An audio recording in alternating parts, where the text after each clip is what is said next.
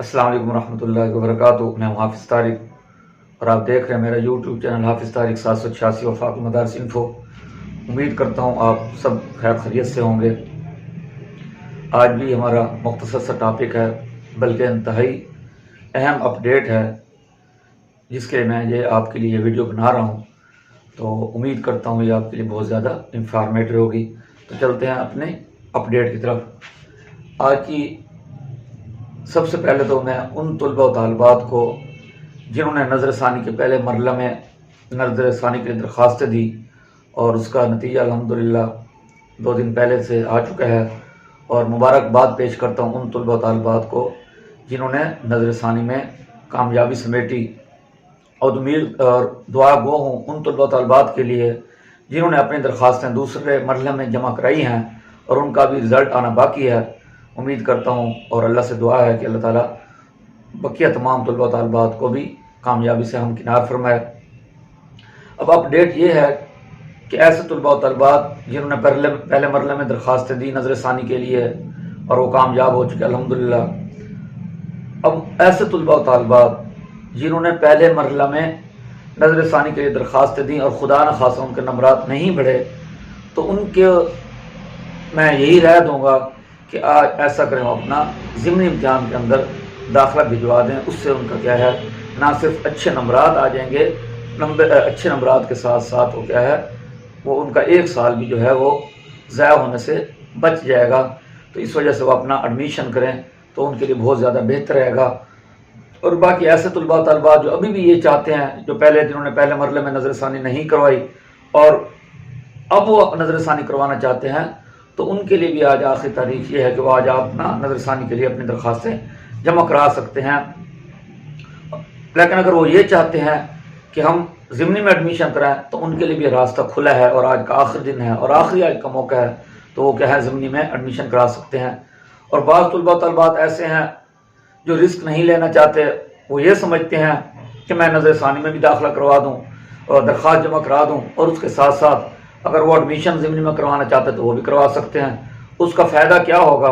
اس کا فائدہ یہ ہوگا، اگر آپ نظر ثانی کے دوسرے مرحلے میں کامیاب ہو جاتے ہیں یا آپ کی توقع کے مطابق نمبرات آپ کے بڑھ جاتے ہیں، تو الحمدللہ تو آپ کو پھر ضمنی امتحان دینے کی ضرورت نہیں ہے۔ لیکن خدا نہ خواستہ آپ کے نمبرات نہیں بڑھتے، یا آپ کے اس کے مطابق توقعات کے مطابق نمبرات نہیں بڑھتے، تو آپ کے پاس کیا ہے، چونکہ آپ نے ضمنی کا ایڈمیشن بھجوایا ہوا ہوگا، تو آپ اس میں کیا ہے، براہ راست اس میں بھی داخلہ، اس میں امتحان میں شرکت کر کے اپنے نمبرات بڑھا سکتے ہیں اور اچھے نمبروں سے کامیابی سمیٹ سکتے ہیں۔ تو آپ کے پاس آپشن رہے گا۔ اب میں آج کا میرا اصل ٹاپک یہی ہے، اصل تو اپڈیٹ دینا تھا۔ سب سے پہلے تو یہ کہ نظر ثانی کے پہلے مرحلے میں جتنے طلباء طالبات کامیاب ہوئے ہیں ان کو شکر ادا کرنا چاہیے اور ان کو ہم مبارکباد پیش کرتے ہیں۔ اور دوسرا یہی ہے کہ نظر ثانی اور ضمنی میں آج داخلہ کا آج آخری موقع ہے اور آج آخری دن ہے، تو آپ نے یہ فیصلہ کرنا ہے آج کے دن میں کہ آیا کہ ہم نے کیا کرنا ہے۔ نظر ثانی کروانی ہے تو اس میں اپنا کروا دیں، درخواست جمع کرا دیں۔ اگر ضمنی میں ایڈمیشن کروانا ہے تو وہ بھی کروا سکتے ہیں، آج آخری دن ہے۔